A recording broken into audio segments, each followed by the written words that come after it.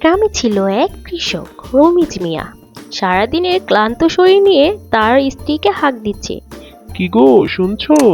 খুশির খবর আছে, তাড়াতাড়ি করে আসো। আর তর সইছে না যে। কি হলো? এত ডাকাডাকি কিসের? মনে হচ্ছে যেন সোনার খনি পেয়েছো। আরে বউ, তাই পেয়েছি, হুররে হুররে।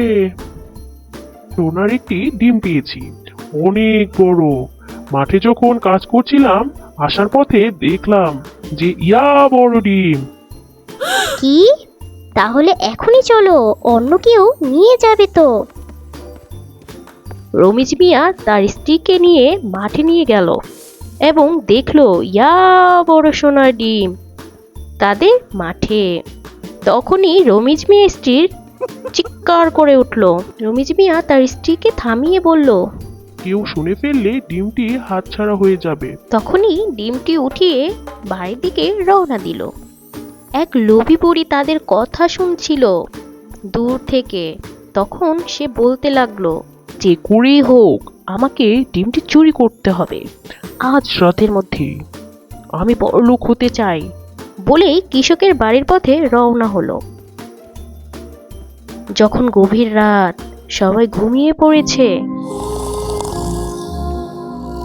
তখনই বুড়ি চুপি চুপি এসে তাদের ডিমটি চুরি করে নিল।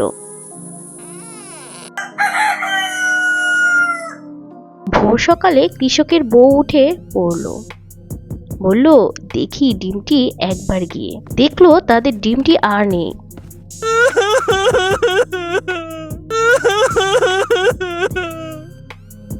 কান্নার শব্দে কৃষক উঠে গেল এবং বউয়ের থেকে সবটা শুনলো। তারও মনটা ভারী খারাপ হয়ে গেল। বউকে ডেকে বলল, কান্না করো না, আমি খুঁজে দেখছি ডিমটা কে নিয়ে গেল। তুমিও খুঁজে দেখো। রমিজ মিয়া স্ত্রী ভাবতে থাকলো। কে নিয়ে গেল ডিমটি? দেখিও, আমিও খুঁজে আসি। বুড়ি ডিমটি পেয়ে মহা খুশি।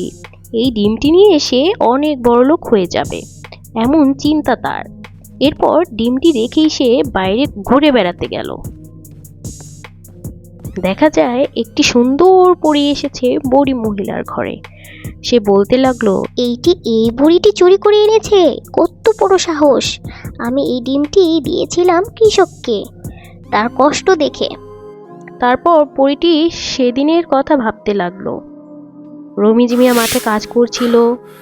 কাজ করতে করতে বলছিল, এত কষ্ট করেও 3 বেলা ভাত খেতে পারছি না। কান্না করতে করতে বলছিল।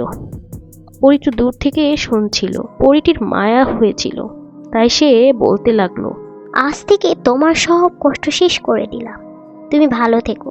সে সোনার ডিমটি মাঠেতে রেখেই চলে গেল।